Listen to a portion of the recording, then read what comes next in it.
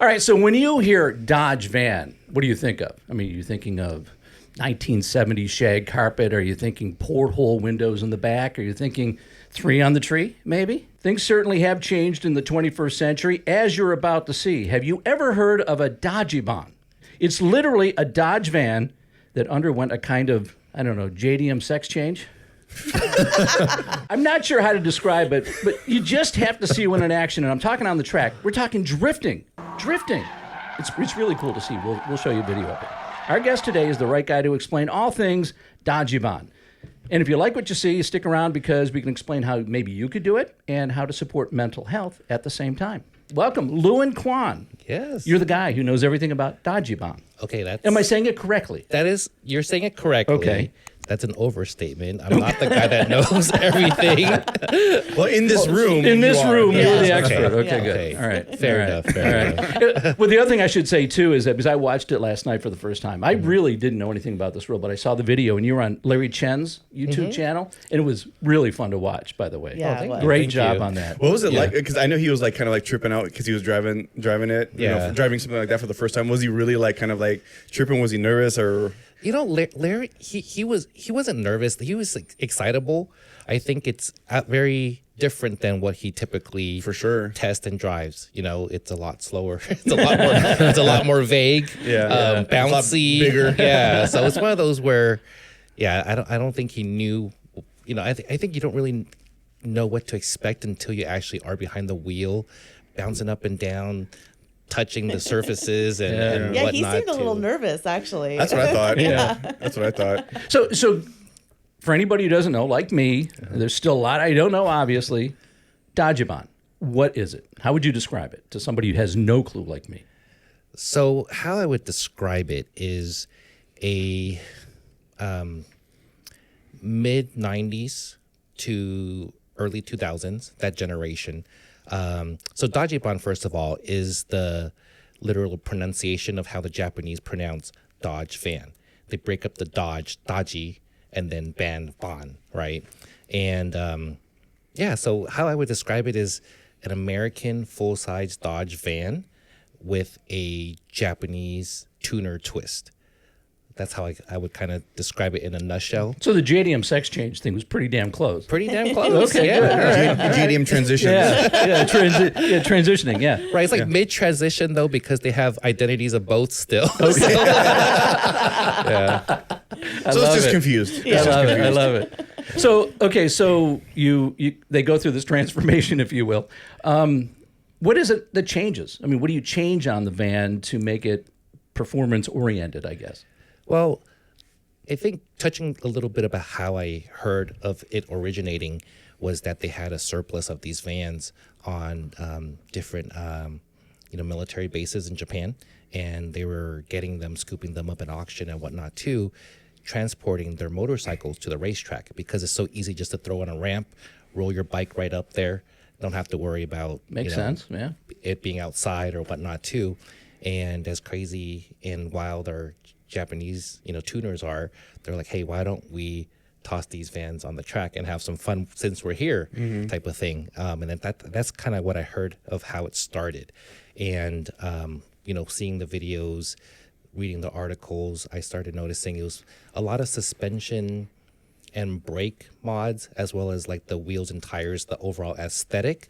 And then I think that's what is most important because you're talking about a big full-size van that goes already. I think it's the turning and stopping part that we're going to need to focus on. Well, and I think of a van, especially a full-size van. I'm thinking top-heavy. I'm thinking, this thing's not going to drift. Yeah, I know. When you watch the drifting, you're just like, oh. Well, if you think about it, though, it's front bias because the engine's in the front, trans is towards the front. The back end it's part of a box, so it's really light. So I would, and those motors, is it a V8 or V6s in them? So they do come with the V6, and then they have two V8s, the 5.2 and the 5.9. Are they Hemis?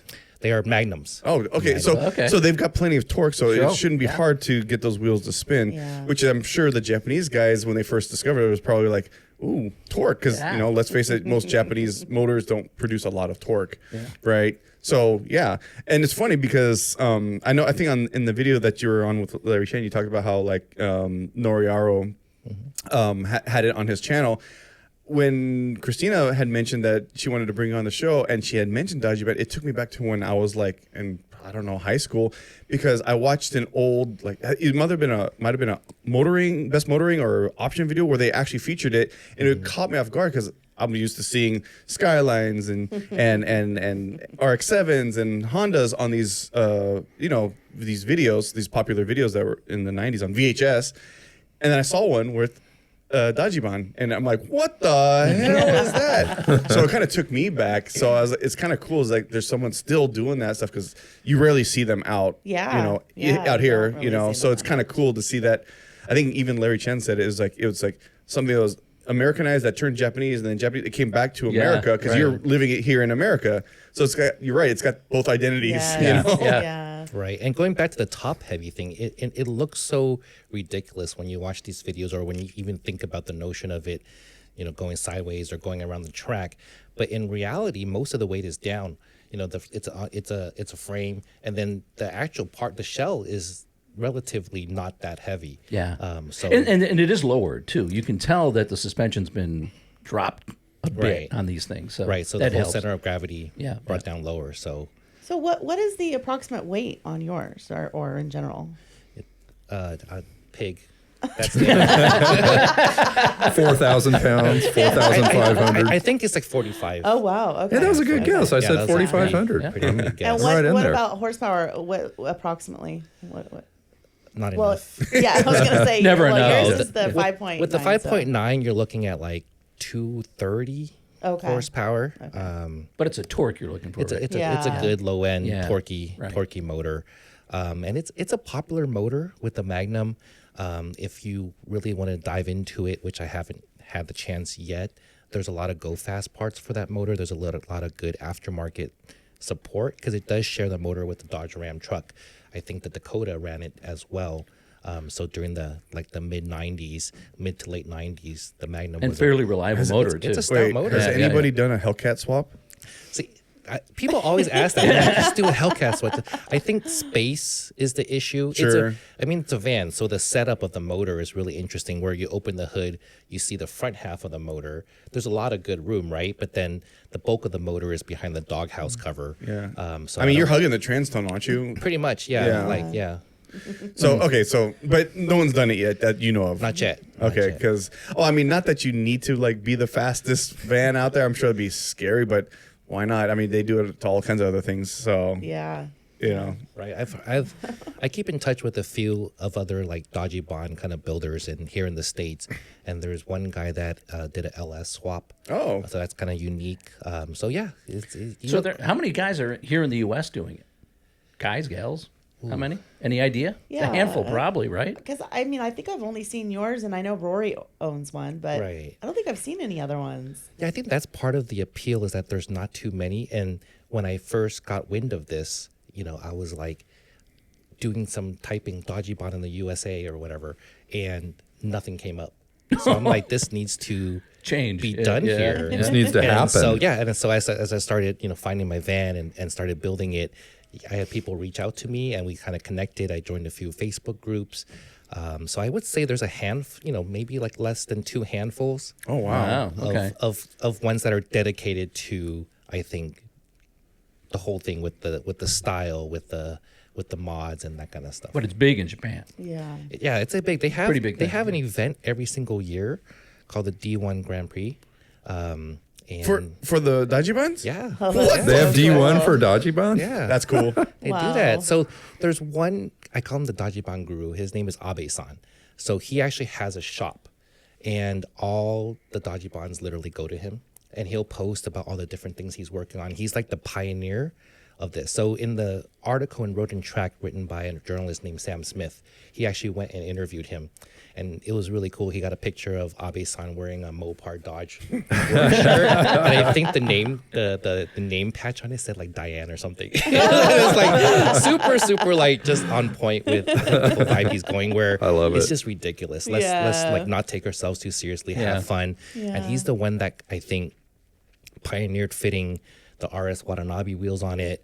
He actually started developing parts in terms of lowering springs, brake caliper adapters, those kind of things. So literally he's dedicated to that platform, and they put on an event at an Ibizu circuit every single year, and you see the numbers grow and grow, and I think there's like 30, 40, 50 vans literally cool. just going That's on awesome. track day. Okay. Going back to, because you mentioned one of my favorite wheels is the Watanabes. Yeah, I love those. How are you guys fitting? Because the bolt pattern is different, right? Yeah. So is there a conversion for that to a 5-lug? So the bolt pattern on our Dodge vans is 5x139.7. So it's a big bolt pattern. So when researching wheels and whatnot too, I really wanted the RS Watanabes. They're pricey as heck. Saved up like 6 months for it. Found a dealer in Sacramento that ordered them for me, and waited and waited and waited. So they have a Dajiban fitment of the RS Watanabe wheels. Found out after 6 months that they can't ship. They're not going to ship them out here. So they all funnel through Abe-san's shop for this fitment.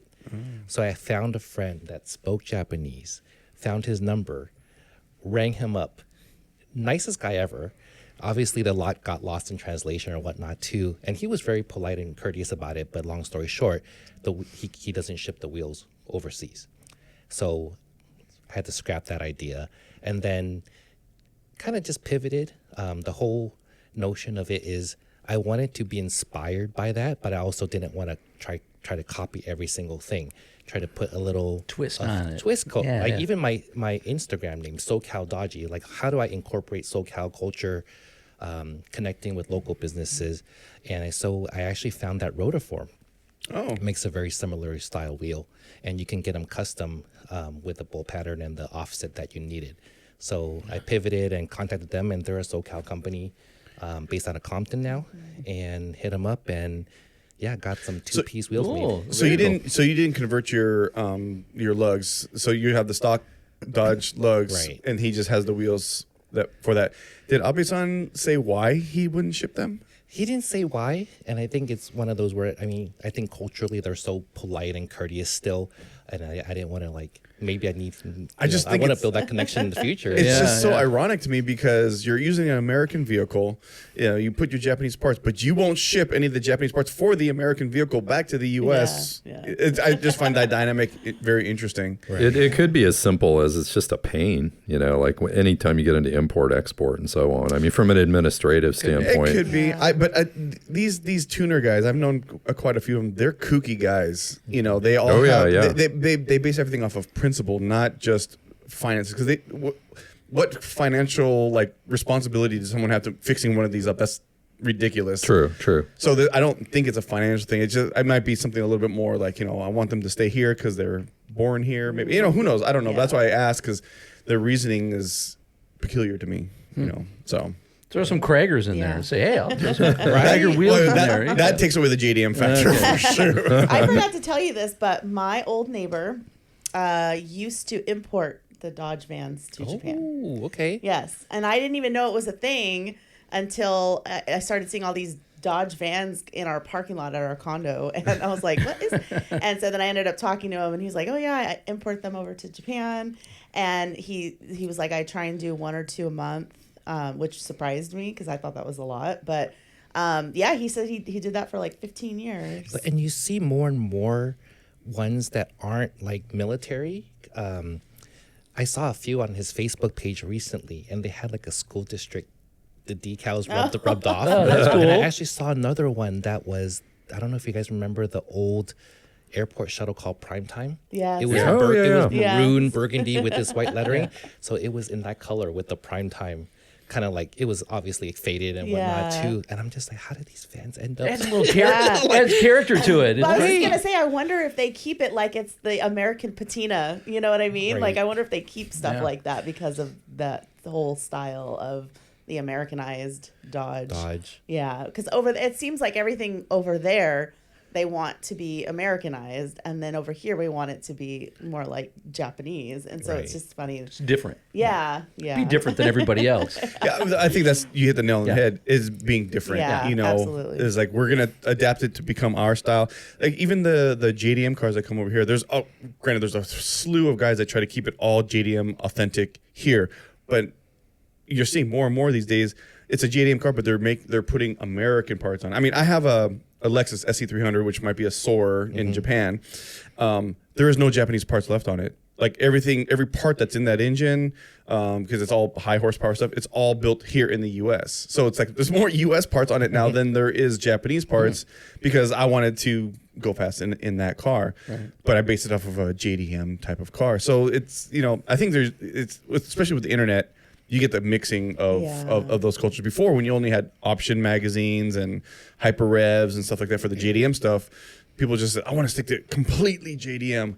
Meanwhile, in Japan, they're all doing like OG East LA lowriders, like hardcore. I mean, they're some of the most killer lowriders in Japan. Oh, for sure. Yeah. We talked about it in a previous show. For the Dajiban, I'm curious, is there one model or a body style for in other words, a panel van or windows, or is there a certain style that is really more desirable among that group?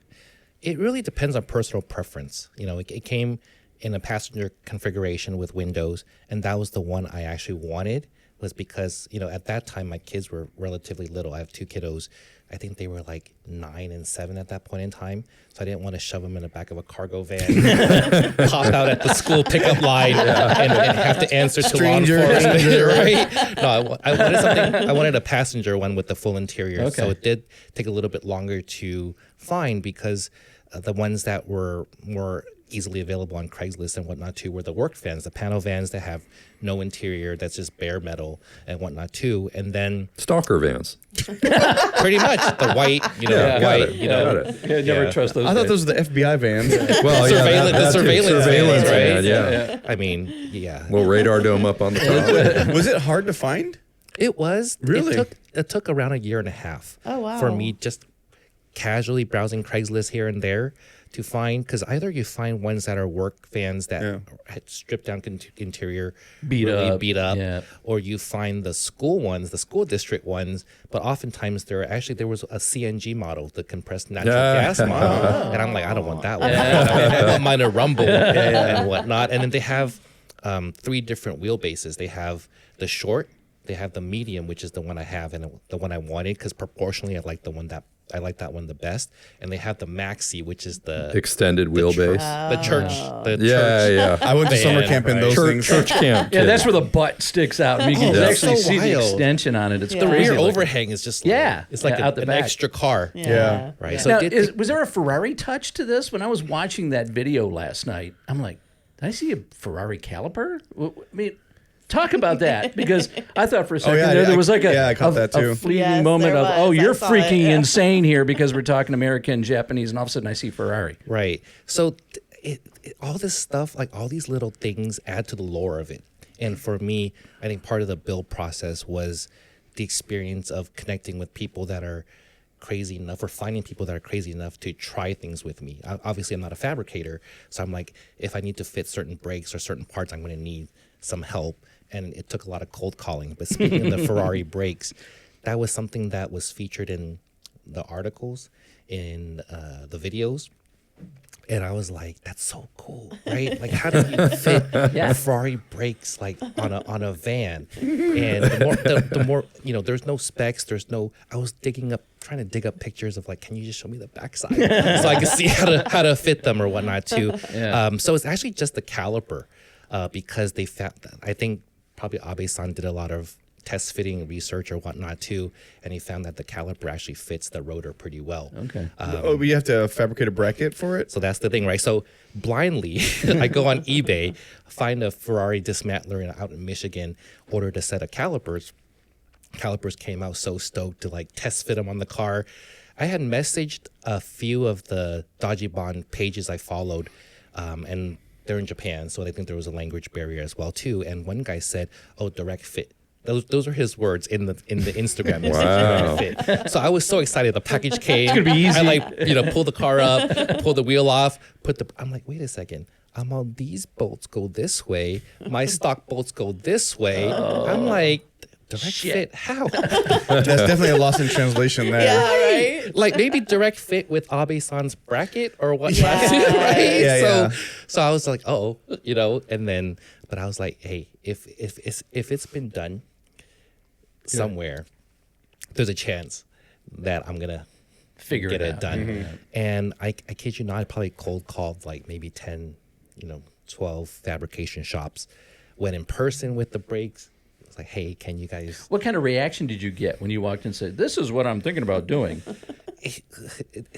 It took a lot of explaining. Yeah, I figured. It took a lot of You explaining. want to do what to what? Yeah. Right. And you got a what?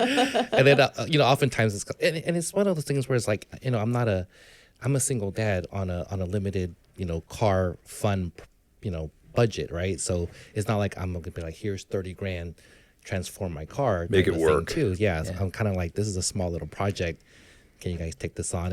And it's one of those things where you realize in life it's almost you're meant to be where you're meant to be. Like you'll find yourself in that place, and I'm a big believer in that.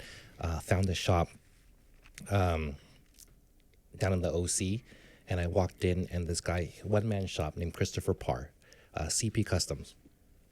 He heard my idea. He's like, I build race cars. I do stuff.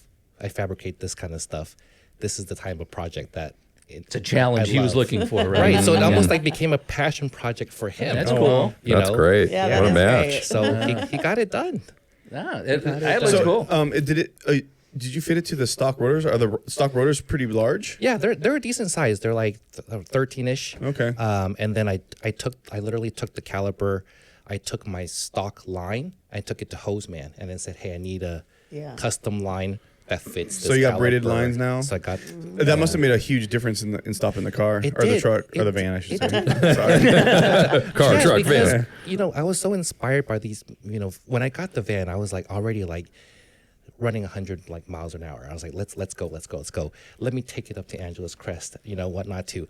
On the way down, my foot went to the floor with the brake pedal. Panic, literally, oh my God, this is why they have brakes. So it made a huge difference. It made a huge difference just in fade resistance. And Yeah. whatnot. So speaking of taking that Angela's Crest, I noticed that you don't have the bench seats. You've got some buckets in there Yes. or some recliners. Yep. Do In you Ferrari s- red, aren't they? They're kind of Ferrari. They're red, yeah, they're red, Ferrari yeah. red. Do you sit high? I mean, you already sit high as it is. Did you try to drop them a little bit, or do you still sit in the same stock height position? And I still sit pretty high. I think over time I'd like to probably maybe play with it and lower it a little bit. yeah, Yeah, cause it's kind of fun sitting, because you're driving a van. It's almost like I'm sitting on top of the van and I'm on top of other cars. So that kind of adds to it. But I think it'll be neat to drop it down a little bit, though. okay. Yeah. I remember when I was in summer camp riding in the back of one of those things, we hit a bump and I hit my head The on headliner. the roof. Yeah, the headliner on that. Actually, I don't think it had a headliner. It was a Navy base summer camp, so it was like So it's just metal. Metal. So that's why you turned out that way, Gabe. Just Got with the it. lap belt, too. Yeah. among other things. Yeah, so Hey, Luwin, I wanted to ask, Gabe and I worked many years ago. We did a drifting documentary, so I know a little bit about drifting, just enough to be dangerous. But I've seen garbage trucks drift. I've seen semis, without trailers, of course, drift. We've seen drag racing with ambulances in Thailand and so on. So to me, what you're saying makes total sense. It doesn't seem like too out of left field. It's fun. It's interesting. People are going to talk about it. You got a buzz, obviously. What do people say to you when you're at an event and they come over and they're just their heads exploding Dajiban, what is this? Right. I think that's the exact reaction I get, is that they know what it is. Sometimes they know what it is. And for people that have seen it on the internet, they're excited to see one in person finally. They're like, oh my God, it's here. There's one here. And I love that. I love the joy that it brings to people of all ages. You're talking about kids that are that's kind of cool, or older people. Sometimes I get a lot of, hey, my family used to have one of these fans. I used to ride in one of these fans. And then they open the door and see the interior, and it's oh my gosh, it used to look like this. It smells, So it's kind of neat just to see the joy that it brings. Yeah, to the different people. last time we were at Anaheim Cars and Coffee Classics, you brought the van out, and it was great because I remember standing across the street from where it was parked and watching all of the people come up and just look at it and stare, and all of the comments, and it was older people and younger kids. Everybody was just fascinated by the Yeah. van. I thought it was the coolest thing ever. Yeah, I when Christina told me that she knew somebody with one, I was like, first of all, I hadn't heard that term in decades. But then I was like, wow, someone actually built one here, which makes sense. I get it, but I've never seen one, and I've been everywhere. So I was like, oh, this is really cool. So I was excited to see. So I'm glad you brought it today, because I was like, man, I really want to see one in person too. So I could see how that would get those reactions at Cars and Coffee and stuff. You know, one of the things that we were talking about earlier before you showed up, the debate was, okay, it's a Dajiban. Can you do that with a Honda Ban? A Ford Ban? Chevy Bond. Chevy Ban. Yeah, Hasta or is it Ban. just a Dajiban? What are there any rules on that? So I don't. There shouldn't be any rules, Okay. right? I mean, this is like the car community building cars. There shouldn't be any rules. You build what you like, right? I think Dajiban just kind of was the niche that it kind of fell into, but I would be stoked if someone took an Astro into the Chevy Bar or whatnot. Yeah, I mean, no, I totally agree. But the thing I think, correct me if I'm wrong, that what makes it really special is because the history of how it started. That's really, to me, what really gets us. That's why it's not an Astro van or a Chevy or a Econoline or Yeah, the whatever. military thing's It's an a military interesting thing. Yeah, connection yeah, for it is. sure. Yeah. By the way, don't forget to like, follow, subscribe. You like how he just gently threw Why are you that. looking at me? Look at the camera. Because he was going to give me Yes, shit. that's And right. I'm still 10 That minutes was late. so smooth, CJ. Did you see how he worked that in was That there? was very so smooth. smooth. See, you just great. okay. Do it smooth, but do it to the camera. I've already liked and subscribed to the channel. I've already liked, so you don't need to look at me. Look at the camera. Look at our No, viewers. I'm looking at you because I'm trying to appease you. Look at our viewers or our listeners who are now clicking away because of the conversation. Like, what the hell are you So, talking about? Okay. So what were we talking about? I don't even remember anymore. Next time we'll do it without going off on a I'll have tangent. like a sign. I'll just throw up the sign. That's what the graphics are for. CJ. Exactly. But if you want to make a I'm sign trying to out go of late cardboard- 90s here. I figured I just Right? So, Luwin, you do, I can tell you got a little bit of Santa Claus going there. It's like you like bringing it out and you like people to come up to you and go, man, could I take a picture with it? Could I take a picture of you in front of it? You must dig that, right? Because you have kids and it probably appeals to you to like sort of have people smile at this, right? It does. Yeah, I adore my kids, and for me, it's about like looking back in like life and building core memories. They were with me when I went to get the van, and they remember being confused. Why is my dad, trying to get this van, right? But as I get older, they, as I'm building it, taking them with me to shops, working on it together at home, getting bucket seats so that way they can have a headrest and not have whiplash sitting in the bench seat and whatnot too. They're like a big part of, I think, the journey and their support. My daughter now she just went off to college. She's a first year, but she does graphic design and she actually designed me t-shirts. She's helped design me, help with logos and that kind Cool. of stuff too. So they're involved and they're So it's a big family part of it. affair. Yeah, that's cool. And just to make you feel better, my kids look at me all the time confused Right? when I'm trying to tell them something. So it's a normal thing. I mean, can you blame them? Have you met their father? Yeah. well, Right. Well, and speaking of family affair, I mean, this isn't the only cool vehicle that you own. I mean, you have multiple. I've been- so What else is on the roster, Well, Luwin? okay, so wait. Before you get into that, I just Yeah. want to know, what did you have or drive or build before the van? Because I want to know what the transition is. Okay, so I started. I've always loved cars. I didn't grow up in a family of cars. We immigrated here from Hong Kong when I was 5, and my mom and dad just hustled and worked just to support the family. But my mom tells me that when I was like 1 or 2 in Hong Kong, I was already naming different brands, different emblems, seeing different taillights and identifying cars. So I think I've Wow. always had it in Wow. me to love cars, and my love for cars especially grew in like junior high school when my older sister's friend bought me my first Motor Trend. And from then I literally filled out the $10 a year subscription card, got my mom to write me a check. This is how old I am, dating myself, mailing it in, and oh my gosh, every single month, right? so I couldn't- exciting when you got to couldn't know wait. it. And read it cover to cover, could spit back all the 0 to 60s that they had in the back. They literally had would post all the 0 to 60s in the back and whatnot too. So I was really into European cars in the late 90s, like around college. young adult age, I had built up a 99 C class, a W202. Okay. And that was my first kind of like full build. This is back in the day when I think you really spent time doing stereo. I remember those days. Doing interior. I put a PlayStation 1 in the back shelf where the first aid kit goes. had the Alpine swing out screen and whatnot too. So that was my first build, was a C class. And then went Japanese for a while. Loved I had an S2000 before the kids came. And then after the kids came, had a TSX 6-speed that I had done up.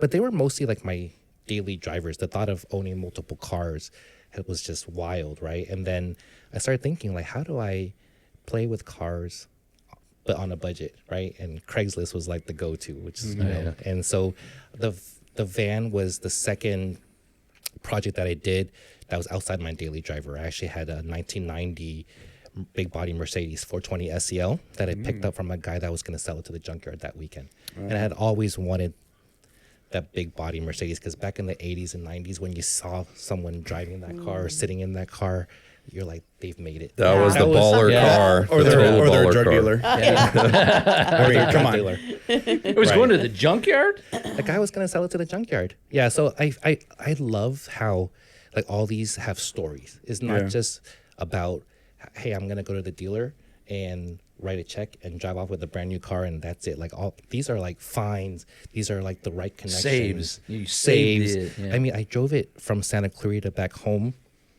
When I got home, I was like, what's that smell? And I realized I'd been leaking fuel the whole time down. No. And I'm just like, how sketchy was that?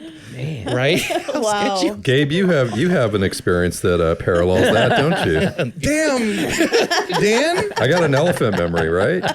What the fuck? Was it a Mazda? No, it was my Datsun. It was your Datsun? Okay. I bought a Datsun 510 wagon, which I was been chasing for a while, and I was so stoked. The car ran and drive, so my buddy takes me over to go pick it up. It picked up in South Central LA, and we're driving it back to Ventura, and tank was empty. So I was like, of course, well, I'm gonna go fill it up, fill up the tank. We get out of the gas tank. My buddy's videoing it. I've got video of this coming out of the driving, and the gas is pouring out of the tank because the vent tube was gone. So there's this big open hole, and I had a full tank. Wow. And my buddy's videoing, and he calls me, and he's like, dude, I think you might want to pull over. And I pull over, and we're in the middle of South Central LA, and I'm just like, I'm going to drive it home. Shove a rag in it. Yeah. Make a Molotov cocktail. I had literally nothing, except the title. So I was just like, it'll be fine. It'll get down low enough. By the time I drive to Ventura, and so he's got video of this thing pouring out. He's falling behind me, laughing. It's like I could have exploded, but I made it home just fine. Whatever. Man. But yeah, wow, Dan, Wow. taking me back. Not only do you have you bring up bad memories, I missed that car. So I was, I'm sorry, double bad memory. Sorry about that. anyways, Sorry to derail things. Yeah, right. No, but yeah. So how long have you had the van? the van I've had for 7 years now. Okay. 7 years now. Yeah. You're probably always thinking of ways to like improve it, tweak it. Even now? Yeah, I do, but nothing major. I think I always get asked that a lot too, is what's next for it? What are you going to do next to it? And I'm just like, keep it running. Yeah. I think that's one thing when you have a little bit of older I feel the same way about my cars, rotaries. right? Yeah. Just keep them running. Yeah. Do you have a favorite mod that you've done to that van? I would say the brakes. Okay. Yeah, the wheels and brakes, because they were such a, I mean, it's like a year. It took a year plus just to like fit those to the car. Yeah. And they're cool. I mean, Yeah, they they look. are. I mean, your eyes catch it. Absolutely. I did last night when I was watching the video. I'm like, wait, whoa, rewind. Ferrari brake? Hey, do the chicks dig it? That- You mentioned you're single. Is it a shaggin' wagon? I mean, what's going on? When this van's a I rockin'. get a lot of love from the dudes. Gotcha. Right. Yeah, well, I mean, when you open up the back and you see bucket seats, I don't That's know. true. I don't know how much shagging you can get done back there. I don't know how limber you are, maybe. But, you never know, because, I mean, women, sometimes women like cars or whatever. And you said you're single. That's why I mentioned that. I was just like, hey, So okay. And these are automatics, right? These are automatic. Three on the tree. 3 on the tree. 3 on the See, tree. that's why I mentioned you 3 on the nailed tree. it. You nailed it, CJ. Nailed it. Yeah. You just got the era wrong. But because these are 90s that you said 70s. Yeah, I know. I said 70s shag, but because they can carry over in the 90s. And the old porthole, the porthole. That's definitely a 70s Definitely thing. 70s 70s. thing. It may have crossed over in the 80s, but I don't know. But then the 3 on the tree. But this is an automatic. I mean, I'm talking a manual 3 on the tree too. Oh, manual. That's what I had. My I don't 70s. think they had that in the 90s. No. That's what I'm saying. Yeah. But my one of my first vans was a 72. Ford Econoline van. You had a creeper with van? 3 on the tree. Yeah, but this thing was the shag and the whole thing. Did you have a mural on the side? Oh no. A mural? Yeah. Like a unicorn or something? No. It was red with the gold stripes that coming on. Oh, yeah. Yeah. Oh, up over the window? Yeah, go the up bubble over the win- window. Oh, yeah. How many chicks did you bag in that thing? Oh man. Sorry, Beth. My mom's around still. She listens to this. Wait, how old were you when you had this? Oh God, I was I was in high school, so 17, 18. That was one of my first. What's that movie with what was it? The dude that drove the minivan? Was it Ridgemont High? Oh, Was it Fast him? Times at Ridgemont High. Didn't he drive a van? Spicoli, yeah. They come out of the van and all the pot smoke. That was yeah. you. Oh, Yeah. that was totally me. It makes sense Yeah. now why Nirvana is one of your That's driving it, bands. yeah. Okay, he just got his nickname, Gabe Spicoli. He's Spicoli. You're God. Spicoli. Spicoli Ward. I Spicoli think Ward. we've gotten off track. here. Yeah, we You have. think so? Yeah. This time I don't mind. Yeah. I knew Spicoli Ward, I should I bring love up it. my history, my sordid past. Gabe, we're going to need a new lower third. I feel like everybody's got an interesting van story. Yeah. See, that's what it's about. Yeah. I think. Yeah. Yeah. What I actually connected with a group called Van Culture, and they're mostly known for their bagged Siennas and Their page is huge. Pacificas, and they have a big following. You're talking about guys and gals that used to be big in the car modification tuner scene, and now they're older with families. It's like, how do you still capture that, right? Yeah, yeah. And I think they look at their minivans and be like, oh, let's do stuff with that. Yeah. Well, I still drive. We have a 2010 Honda Odyssey. I drive it all the time, and I actually Yeah, love but it's driving stock. the thing. You're a van guy. I You're a like van driving. guy. Let's put it on airbags and we'll talk. No, I don't. Beth won't go for that one. You'd be proud to know I'm aspiring to be a van guy. I'm saving for a van right now. What kind of van? Odyssey. I'm totally. Honda Odyssey's pretty- I'm pretty sold on the badass. Odyssey. Yeah, yeah. I looked at the Toyotas and it's like I need a gear hauler. You know, I got like a ton of production gear and it's like I need a van. There's no other way to do it. And I hear they're really popular right now. People are looking for these older Honda Odysseys. They are.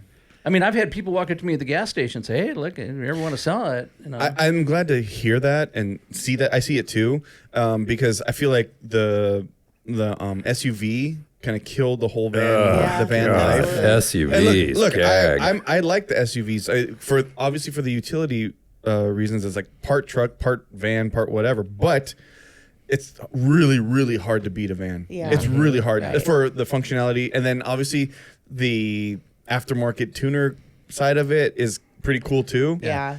You're not doing that with SUVs. I mean, you could, but it's kind of Kind of ridiculous. pointless. Well, now I'm jealous because after hearing, now I want to put Ferrari brakes on my on. yeah.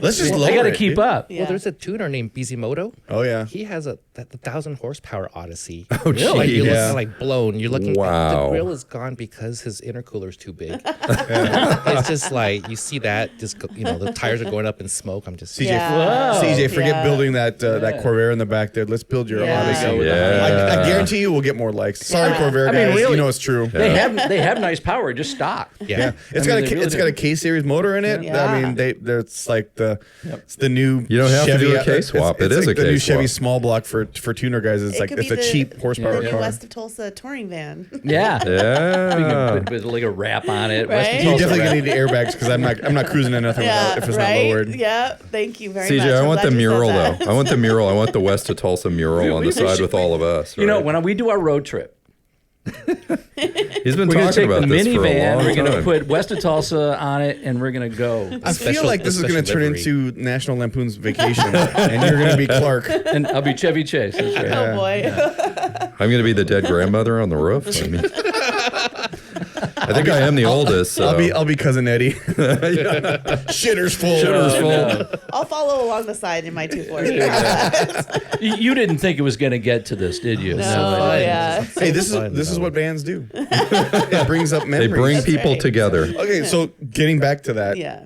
you said like and Christina said, when you bring this out to Cars and Coffee or to events, people react. They have a reaction to it, usually from their childhood or from yesteryear or whatever. And that obviously you like that. It brings people, gives them something to enjoy, but at any age, right? Mm-hmm.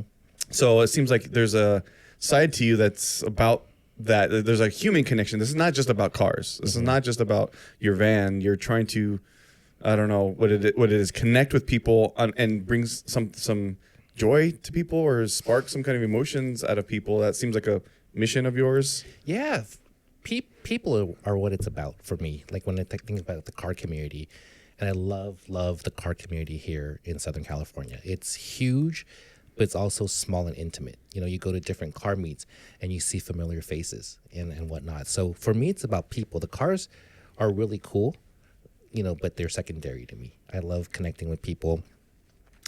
I work in community mental health for a career. So, it's about people. But there's also a part of me that's kind of introverted where when I work on my car by myself or with my son, it's kind of nice because it's like a nice decompression and escape from having to deal with people problems. And the heaviness of that. So Right.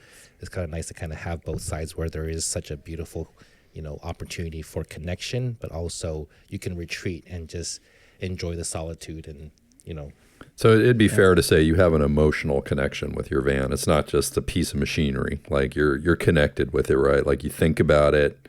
I don't know if you've given it a name. Some people name their cars. I don't know. Yeah, I've never been one to name my cars, but I do have like a particular attachment to it. Like particular because it brings me joy. I drove it out here and I was just like, this is awesome to cruise out to Ventura. It's a fine day to cruise to Ventura. Yeah, on a beautiful sunny day. I didn't even turn on the air. I just cracked my window. And, You have air in the van? and that's the thing too. Is I think when when you have kiddos, you think I care about their comfort. I don't want them just rolling around sweating. They wouldn't want to be in it. If it was, seriously. And you want them to be in it and enjoy it. Well, yeah, and watching that video, you have those comfort things that Yeah. you added, like your backup camera. Yeah, I was having my son get out of the car to spot me because I was like, this is my first time owning something this big. I haven't really familiarized with how far it goes and whatnot too. So I was literally having my kids. They're 7 years old. We'd be in downtown LA in the sketchy area, trying to get to Little Tokyo. I'll be like, hey, we found a parking space that looks big enough. Can you hop on real quick? I would look him in the mirror, and he's just kind of and I'm like, you know what? Let me put a backup camera. But do you have the beeper is what I want to know. You got to have the beeper. I don't have the beeper. You need the beeper, man. Maybe like a garbage truck beeper? Yeah. Yes. Oh, totally. I mean, that's fair enough because there's 75 blind spots in that thing, I would imagine. Oh gosh, it's huge. The blind spot. Yeah, it's just long. It's just long. So I make sure to. So give myself a lot if of somebody space. who's been listening to this and they go, this sounds cool. I want to try and do this. I mean, any advice on where somebody should start with this process? And I get that a lot. I'll get a lot of messages. Hey, I want to build a Dajiban. Where do I start? What do I look for? And I love that. I'm not one to gatekeep. The whole reason why I was motivated to do this was because I didn't find a lot of information. So I want to share my experience as I can. Things like wheel specs. In the car community, sometimes people like to gatekeep the wheel specs. They're like, my fitment's awesome. You guys figure it out yourself. I'll be like, here, these exact numbers. Oh, This is yeah. what you need if you want to do this. But I usually start off with telling people, what do you guys want? Do you want an interior? Definitely get a V8 if you can. And then start looking for vans. Any year? Yeah, 94 to 2003 is the Wow, preferable. 2003. 2003. 94 to 97, that's the generation I wanted. That's pre-facelift because it has a stubbier nose and it has the old school dash. So that dash layout with the circular gauges dates back to the 70s. Okay. Oh, wow. And then in 98, they elongated the nose for safety, and then they put the more modern Dodge Ram dash on it with more plasticky. I take it the 94s are those are the harder ones to get. 94 to 97. Yeah, they're challenge not impossible, but they are a little bit more scarce. Oh, okay. Yeah. I would think in other parts of the country you get the rust factor too, which is always tough because domestic cars of that period aren't known for their rust resistance, as I recall. Yeah, especially with the long roof. I mean, Yeah. you're exposing that to the sun. Yeah. Well, it's not like people always thought they put their minivan or their van into the garage. Oh, that just gave me an idea. Can it fit in a garage, a full-size van? I mean, geez. So they're outside all the time. Gotta have a especially out in good-sized the snow garage. and- I wonder if anybody has done like a rat rod version of these vans. If you could take a rusted one up, cut one up. Oh, yeah. That'd There be you go. sick. That'd be cool. sick. Oh, There I you see. go. I see You could Gabe's see mind is one in the turning. garage soon, CJ, in the West of Tulsa garage. This huh? might be like a van road trip group. There you go. Right? You know, in a I'll few take months my if we're van. not- CJ Christina can made take it clear his she won't van. go in a van Yeah, with us. I'll go in the van with Luwin. His van is cool. Yeah. Only because we can stop with those damn Ferrari. Right? I would go just because he's got air, air matters. Air matters for sure. So they go out and they find the van. So they find the van that they want in the years you talked about, and then it's just kind of personal taste and what they want to add, subtract, all that stuff. Yeah, and I would tell them, I get a lot of questions on how to lower it. And even lowering it was a whole different fiasco in itself. Like, it was my first time dealing with leaf springs. I was so used to just ordering Is it a front set and of- rear leaf springs? No, just rear leaf springs. And what's the front torsion bar or? It's a torsion, yeah, with the independent. Sorry, with the coil spring. Oh, okay. Yeah, so it was my first experience with leaf springs. I'm like, people are saying you can get drop shackles, you can flip it and that kind of stuff too. I didn't want to slam it because, here in LA, it's really hard to drive around in a slam You're going to car. scrape it all the time. Right, so Nothing wrong with that, by the way. Well, okay. if it's not making noise, it's not low enough, right? No, but once again, it's connecting with the right people, the right shop.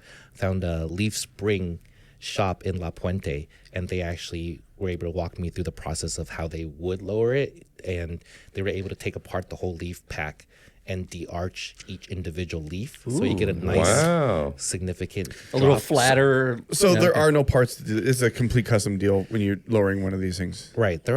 No one really makes a kit for your car. Yeah. I think if you had a Dakota, people might be like, oh, there's some lowering, kits for the Dakota or whatnot too. So it's about finding what works for you and also what might fit and then Try it. Try and- it. Yeah. Yeah. Just because that was the process you went through. right. Just A lot of trial and a error. lot of try. A Yeah, lot of call trial out and phone error. calls and okay. Is this what you do through the SoCal Daji or Instagram? For do you offer? I mean, this kind of community, is it through your thing, or are you doing it through Facebook groups, It's or how? mostly through that page. It's I have a nice little modest following. I think people like it enough because it's so quirky and whatnot too. And then the people that are interested in building one, they'll reach out. So how do people reach you? You have a website? What is it? What's your Instagram? Just or what? Instagram, Social? SoCal Daji. Okay. Yeah, Okay. Yeah, that's perfect. Do you have a lot of people asking? I mean, how often do you get people asking you how to build these or advice or? Pretty regularly. Yeah, Really? I think people are drawn to it because it seems sort of accessible. It's like a van that we've all watched growing up. So and they're not horribly expensive to come by. So it feels like the price of entry is not that steep. So Yeah. you'd be surprised. I was telling my son the other day, I was going through my message request. I didn't even know I had a message request. And I had messages from 2021, 2022. And I'm like, oh, I feel so bad. I totally never got back to them. He's blowing And me they off. were, so, they were excited. So I was like, let me respond to these. Oh, that's fine. How much would someone expect to pay for one of these vans to pick one up? For a good condition, like passenger one, I would probably say between maybe 5 to 8. Really? Yeah, they've kind of gone up in value because there are multiple demographics of people that want these type of vans. You have your surfers that want a van to throw their surfboard in. And especially during the pandemic, you had the van life. Yeah. People want vans right. to Yeah. convert and take on Yeah, road trips yeah. and escape. That's and, a huge and whatnot thing. too. So Sure. yeah, you have multiple demographics competing for the same van. Wow. So That's pretty cool. Does get challenging. Church Do- youth groups. Do you get a lot of comments though about the whole stalker van thing? Like, do people make fun of you, or is that a thing for your style? It's part of the explanation, right? When they hear oh, you have a Dodge full-size van? Like raised eyebrow. Like, for what? For what? You know. So yeah. I'm a cop, by the way. You could diffuse that by saying, "I have windows, though." I mean, Yeah, right? right. On a panel, Yeah. I get that. But on windows, stalkers aren't getting ones with windows. Yeah. You know? Okay, Gabe. I think they are. I just it just popped in my head. I know my build. I want to get one of these vans. I'm going to put a Cummins in it. It'll be impossible, and I want to do it, man. Actually, you know what? Because you can get the i6 Cummins. Oh, the small one. Yeah. Right? Yeah. Even the i4 maybe. How badass would that be? That would Having be a pretty sick. diesel That would be sick. Dajiban. Right. Diesel. Has anyone done that? No, not that I've seen. No one in Dan, Japan? Would you put Dan stacks first on it? build. Smokestacks. Stacks? You picked a hell of The a first build. non-car guy over Yeah. here talking about. Well, I'm not gonna do the fabrication myself. I'll take it to Steve and get one of his guys to do it. Right? Yeah, you'll be spending more in fabrication than you will on the car. Oh no, it completely wouldn't fit. I mean, it would be the wrong thing to put in, but that's what's so cool. No, there is about no it. wrong thing to put in. Yeah. There is no wrong thing. Well, You just put something in it. That's what would be cool about it. But if you start with like what, a 6-cylinder one or whatever, maybe they never made those with the 4-cylinder, right? No, just the V6 So if you did the V6 one, which is I would imagine maybe cheaper than easier to get than the Magnum ones, right? So maybe that Tear it out, and I could see you put in one of those. Put a man. Cummins, man. Honestly, I could see you in one of those. Just as much I could see you in an Odyssey. It's like the alter ego, the young Dan, Yes. the motocross Dan. So Yeah, Dan used to ride Motocross, motocross. Yeah. yes. But you would never know because he drives a Toyota Corolla. Right, He doesn't yeah. really talk. But I could see maybe Dan with like long hair. I remember Dan used to have a mustache, like this, Mustache, like little long like hair. Yep. mustache. Yep. That was it. Maybe Dan grows the mustache back, Yeah. gets the van, puts the Cummins in, starts. Or he just puts the mustache on when he's going to drive the van. It takes it off. a when fake it's mustache, Odyssey. Yeah, I think I could say Luwin is my inspiration. Like I heard about Hey. this and I wanted to do something. Luwin said, "Do your own thing." So that'd be my thing. There's no wrong answer. That's A right. diesel Dajiban. And it's functional because you need the space to haul your gear. Oh, yeah. So I mean, I think that's a win-win. I don't know if it would fit in your garage, but hey, Right. Oh man, I'm really intrigued by that idea. You're Just starting wait. gears turning here, Luwin. Just wait till you go out to the parking lot and check it out. I haven't even seen your You're gonna van. fall I gotta in go out and love. see your van. Yeah, that's cool. how much did you drop the van by? How much did you lower it by? It was a good, I want to say like 4 inches. Oh wow. Yeah. That's a good drop. It's a good Yeah. job. Yeah. It's a good job. It's like a nice compromise. It's like I still have a little bit of gap, compliance, and Yeah. it's not. I have the slant, but not like, You're not can't get over scraping anything. and What size wheels did you put on there? 16 by 8 and 16 by 9.5. 9.5 in the rear. Yeah, nice Dang, fat ones. yeah. In there. that's cool. Yeah, so they're I fun. was surprised you could get that wide of a wheel in there. Yeah. Oh. So they're fun. Any modifications to get those big wheels in there, big tires, wheels in there? No, They fit. Yeah, because when you order them, I did measurements and For the offset? Yeah, and they actually Rotiform is really neat in that when they found out I was running Ferrari brakes, they wouldn't let me order until I sent them measurements of the brakes. So make sure that clear the they- brake they caliper. clear. So Oh, okay. that attention to detail was really nice. That is nice. Yeah. Well, I know you touched on it a little while ago. You said you're in the business of mental health. Tell us a little bit about that. Yeah, so I currently am the clinical director of a program with an agency called Sycamores. Our program is called Mobile Crisis Outreach Team. So my teams respond in person to calls to the suicide and crisis mental health line. So we cover a lot of ground. We cover most of LA County, and then we have a sister program in Riverside County that covers all of Riverside County. So we're the more, I would say, like reactive end of the crisis spectrum, where people are calling us because they need help because they're feeling like hurting themselves, or we have family members that might be calling because they're sick Seeing with signs or something. yeah, or their loved ones are having a psychotic break or whatnot too. So, yeah, my teams go out and respond to that and support them, and we hospitalize if we need to, just to make sure we keep them safe. So it's really emotionally intense at times, but it's also really rewarding. Well, and over the last 10 years, mental health really has changed in terms of talking about it, getting help, inspiring people to go out and get help when they need it. And watching the NFL this year, as I'm a big football guy, it would seem like Sorry about your Bills. they by were the way. behind. Don't even bring it up. Always next year, right?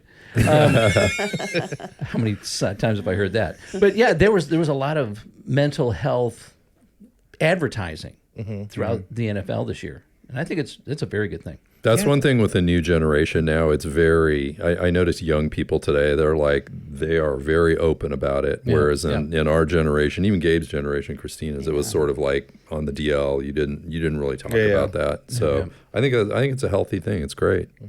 Are you do you go out into the field with them, or you're supervising? Or Yeah, sometimes I do. Okay. And I love it. Like I look for any chance I get to cover and go out in the field. I mean, I started in the field. I've been in this field of work for like 18 years. I used to work with at-risk foster youth, so I love the direct contact still with individuals. So I try to go out as much as I can. Have you ever gotten in the field with the Dajiban? I haven't, so we go out in our agency vehicles, just in case we do have to transport. But I have driven my Dajiban in the past to work, and it's a good talking piece, especially when you're dealing with maybe someone who is a little bit more closed off. Just showing opens up. them up. Oh, Yeah, dude! yeah. If I was suicidal and I saw you pull up, I'm like, what? I mean, at least it would give me a second to like stop thinking about killing myself, and then maybe I was like, because you show up and it's like, how could you be mad at that? It's like, here's this man. What's up? Yeah. I don't know. I think it's cool. You're such a car guy, Gabe. Yeah. You're such a car guy. So Sorry. now Gabe's got your Dajiban actually saving lives. I like it. Dude, put a little, emergency, put the light bar on there, dude. You're just saving lives. LAPD would love it. One Dajiban at a time. Right. No, and going back to what Dan was sharing, there's a lot more conversation about it these days, and the good thing is there's also more resources. Just a few years ago, they have a national hotline now, 988. In the past, they have all these different, suicide, mental health crisis hotlines, but when you're in crisis, are you going to remember a 7-digit number? Right, So right. finally, they're like, hey, let's give a number that's as easy to remember as 911. Yeah. Or if it's mental health related, 988. So Is 988, is that a governmental or as a state sponsored thing that's not going to like a private organization? So it's nationwide, and then what they do is they actually route the calls to your nearest call center, and then if you need to escalate it to an in-person evaluation, they'll make the connection with your local response teams. And those response teams, are those at the state level or the city level? Are those governmental Yeah, agencies? they're county level. They're county, Okay. right? County level. Yeah. Oh wow, I didn't know.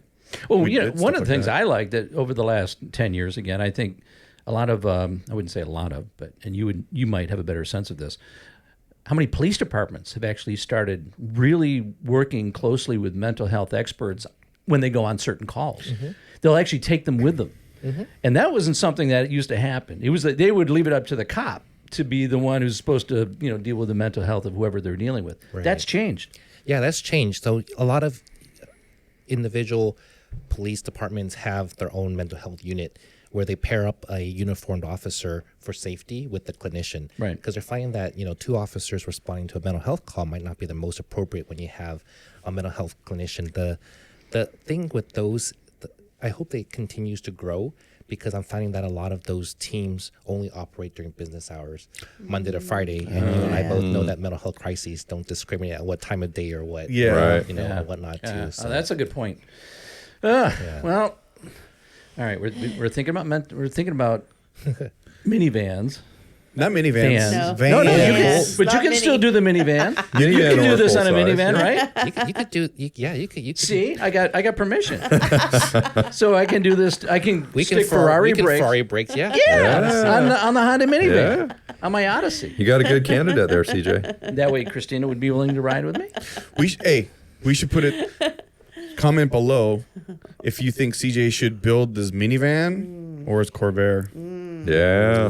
Because I know you're not going to build your Porsche. 'Cause your Porsche is whatever. Your Porsche's great. Yeah. Porsche's all right. dialed It's all in. right. happy. Yeah. But if you were going to build something, it would be that's in your possession right now. It's going to either be your minivan or your Corvair, unless you buy some other car that we don't know about. I can tell you this. I mean, when it comes to the minivan, both my daughters learned to drive on it and beat the shit out of it.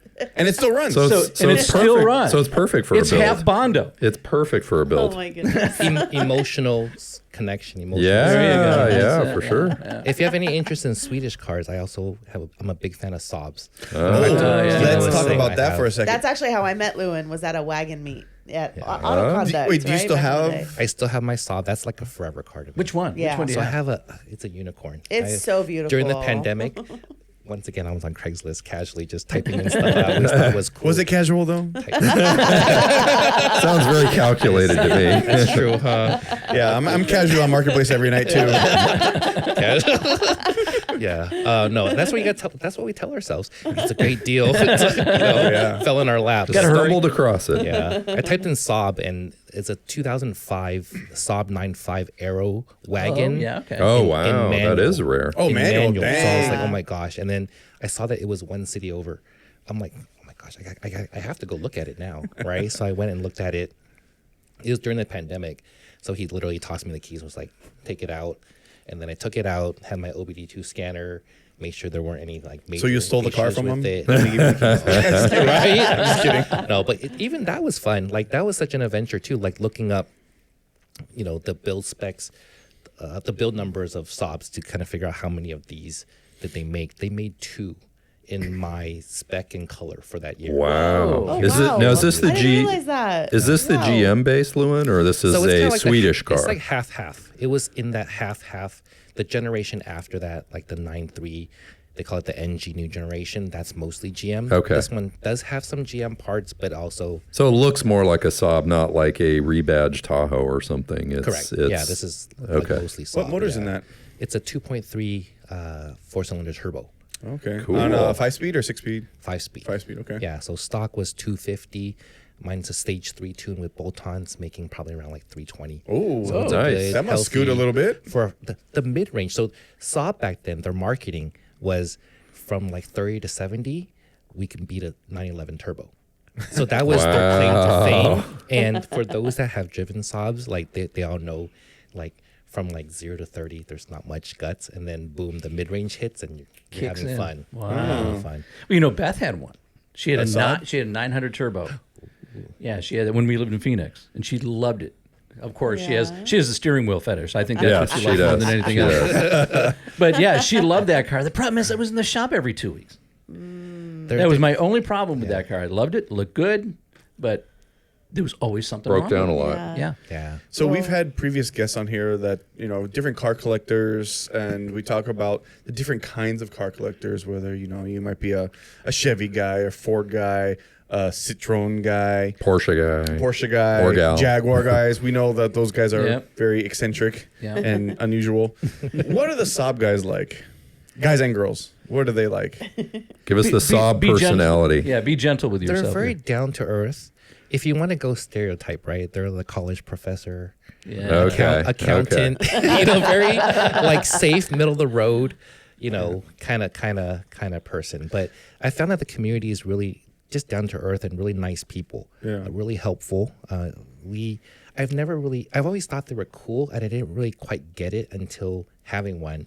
And my son actually turned 16 last year, and I got him a 2009 3 hatchback stick shift. So now we have like his and Matching, his. yeah. Yeah, Wow. he's like a 3/4 of mine, and he's been working on his own Saab.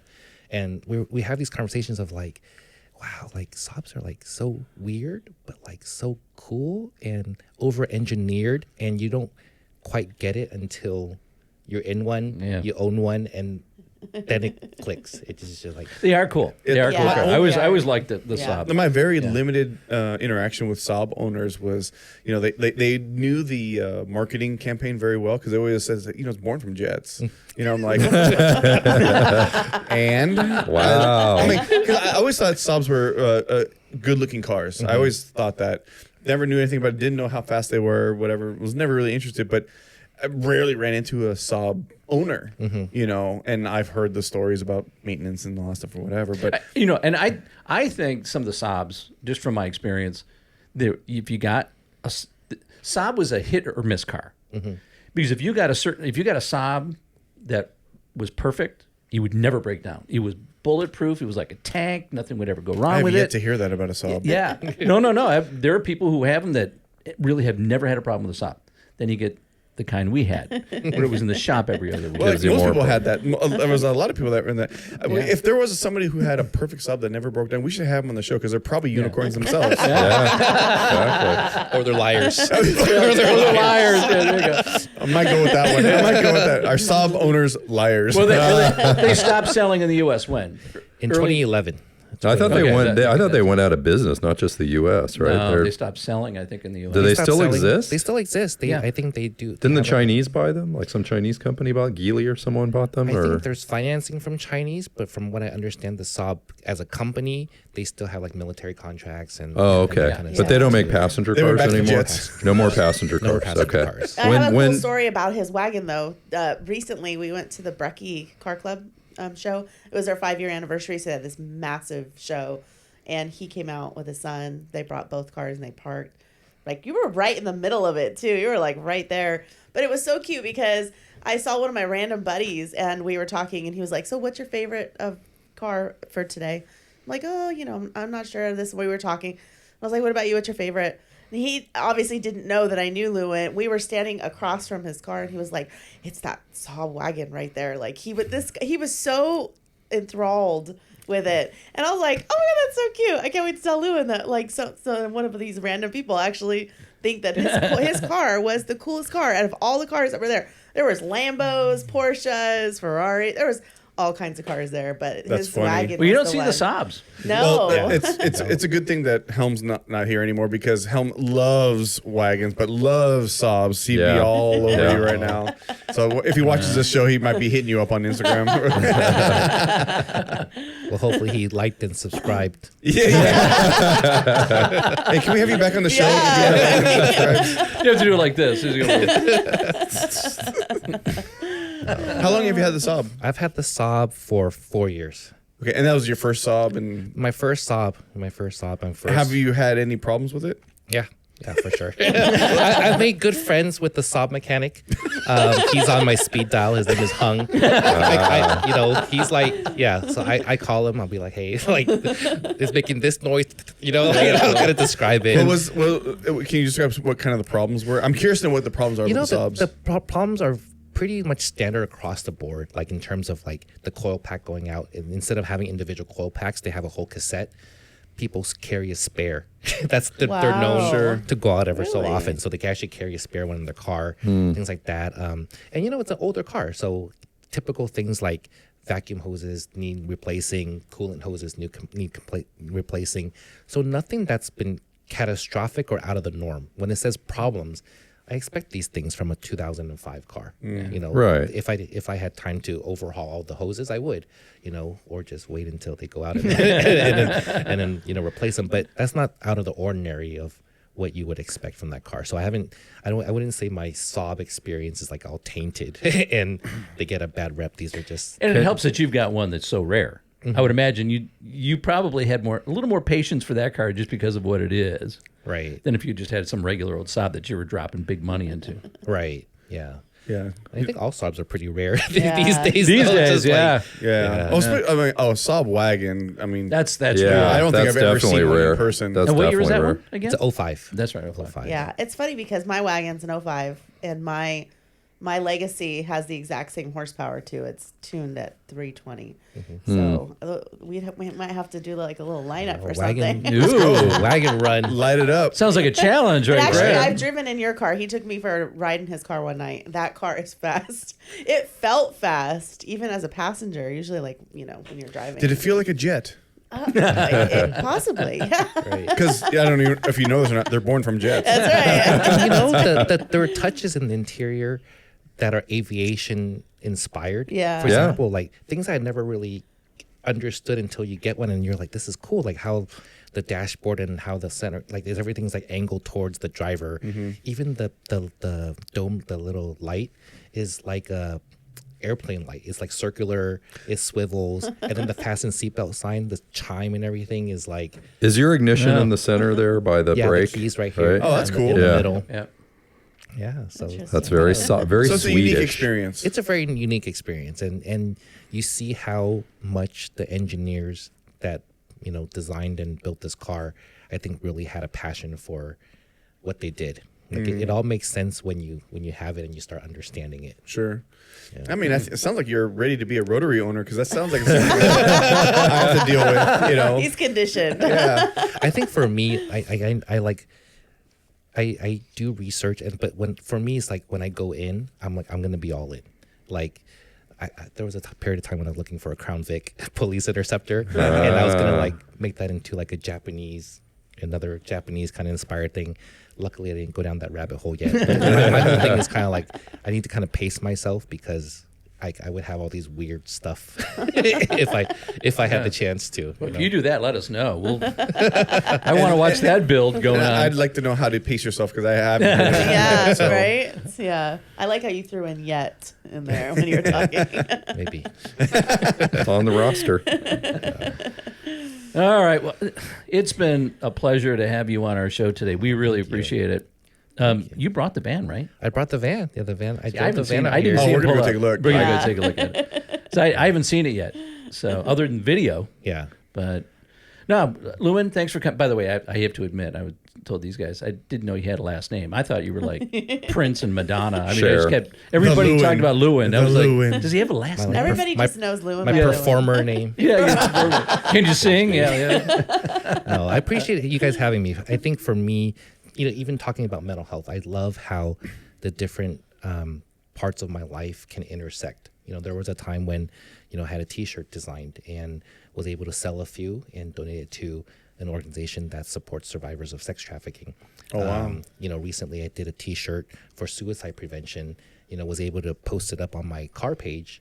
Seemingly unrelated, but actually got some people that were interested. So I think it's one of those things where it's really neat when the different aspects of life can intersect and you can find connection in those ways. Do you still do that? Do you still sell the T-shirts? Not currently, but I'll probably do another run in the future. Okay, I was about to say if you are, and let everybody know. I mean, car people are Plug still away. people. Yeah. You know, Yes, that's and right. everybody's got their stories Yeah. and they've got their things Yeah. going on. So Absolutely. if you're able to help anyone in your community, that I feel like I'm going to say it's a responsibility, but it's definitely encouraged, I think, being on both sides of that coin. So I think it's honorable to do that. So. absolutely. Yeah. Thank you. Luwin, thank you again for coming in. We appreciate it. All right, pleasure's we'll have you all mine. back. All right.